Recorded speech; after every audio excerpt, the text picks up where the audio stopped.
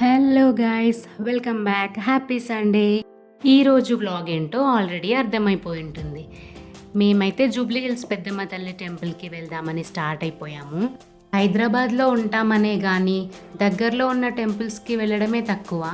నేనైతే ఒక 5-6 years back వెళ్ళాను ఈ టెంపుల్కి. మళ్ళీ ఇప్పుడు వెళ్తున్నాను. చాలా హ్యాపీగా ఉంది.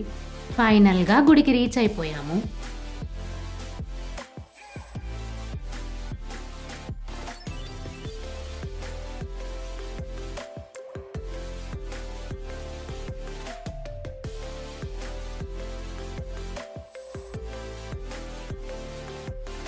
సరిగ్గా మేము వెళ్ళిన టైంకే దేవతకి హారతి ఇస్తున్నారు. మాతో పాటు మీరు కూడా చూడండి.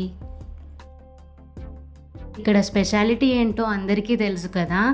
ఇలా నేనైతే ఒక కోరిక కొరుకొని కాయిన్ నిలబెట్టాను. ఇలా పెట్టగానే నిల్చుంది. నేనైతే చాలా హ్యాపీగా ఫీల్ అయ్యాను. ఇక్కడ దర్శనం కంప్లీట్ చేసుకున్న తర్వాత పక్కనే ఉన్న నాగదేవత టెంపుల్కి వెళ్ళాము.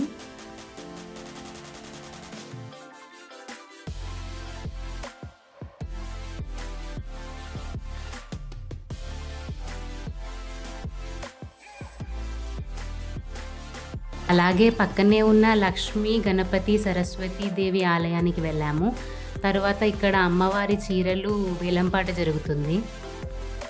ఇంకా బయటికి వచ్చాము. ఇక్కడ వ్యూ చూడండి ఎంత బాగుందో కదా.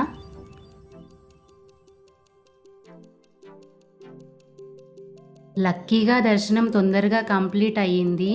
సో పక్కనే ఉన్న మినీ టీటీడీకి వెళ్దామని స్టార్ట్ అయిపోయాము.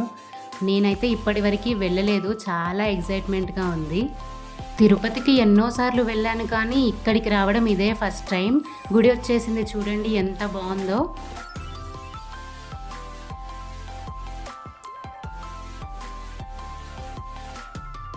నాకైతే ఈ గుడి చూస్తుంటే యాదగిరి గుట్టకి సిమిలర్గా ఉన్నట్టు అనిపిస్తుంది. ఎందుకంటే ఆ కన్స్ట్రక్షన్ అండ్ స్టోన్ వర్క్ అంతా అలాగే ఉంది.